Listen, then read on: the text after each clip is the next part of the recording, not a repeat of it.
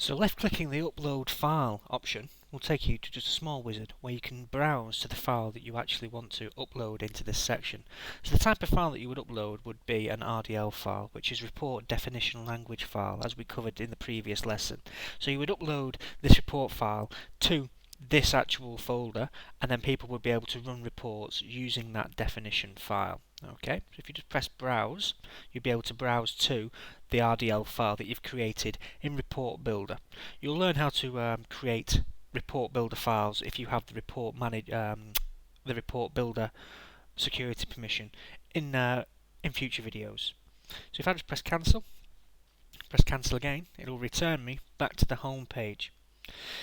And this leaves us with the last option on our taskbar, and that is the Show Details section.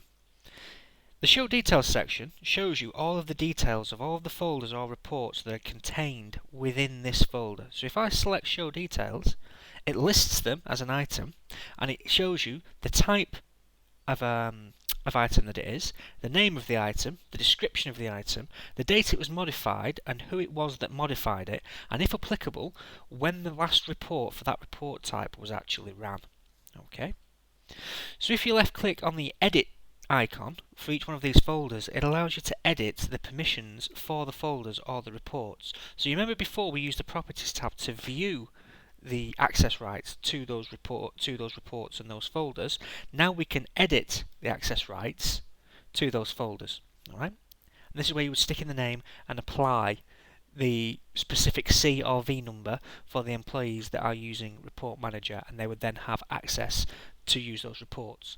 One key thing to note on this is that you must have administrative rights in order to do this. So even though you're viewing this, you might not be able to do it because you might not be an administrator. In fact, I would probably hazard a guess that the majority of people watching this video won't be able to change the properties on the WMA ad hoc reporting file. Okay? So to return to the previous section, I just either select Contents or Home. I'm going to hide my details so it returns us back to our normal view. So now we've covered the search section, the contents and properties tabs, and we've also covered the taskbar. That leaves us with the details section, and this whole white section here is the details section, and this is where all of your reports and folders for your reports are stored within Report Manager.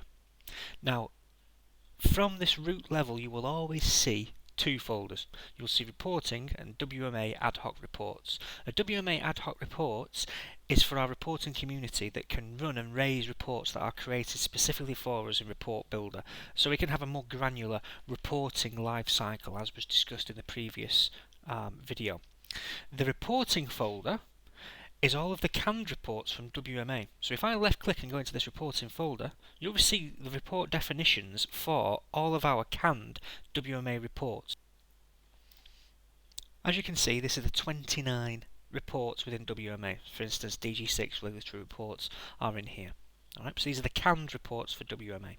So if I just return by either pressing back or pressing home, I will now focus on the WMA ad hoc reports, because these are the reasons why we're actually here. These are the canned WMA reports, so these are the reports that we're interested in. We're interested in granular reports that have been created for us by our report builder. So going into the WMA ad hoc reports allows us to run any one of the reports that have been created as an RDL file within Report Builder. Also as well, if you receive an RDL file from your Report Builder, at this level you can actually select the upload file option again and upload your report definition file to this level if required. Just press back to get out of that. But these are the actual reports that have been raised so far. These are the actual report definitions that have been created so far by our Report Builder. So now we're actually going to have a look at one of these report definitions, and we're going to run a report from one of these definitions. Then we're going to export that report so we can actually deliver it to somebody else who's requiring that report. And then I'm also going to show you how to subscribe to one of these reports.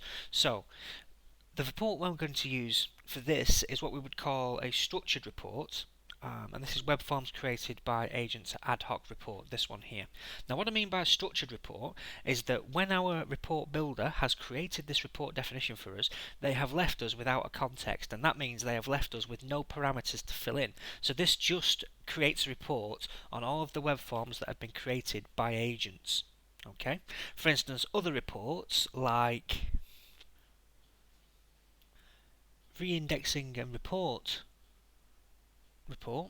will require us to put in a start and end date for the actual report. So a structured report is one that doesn't require any input from ourselves, where we don't have to have metrics that we've actually reported on over time.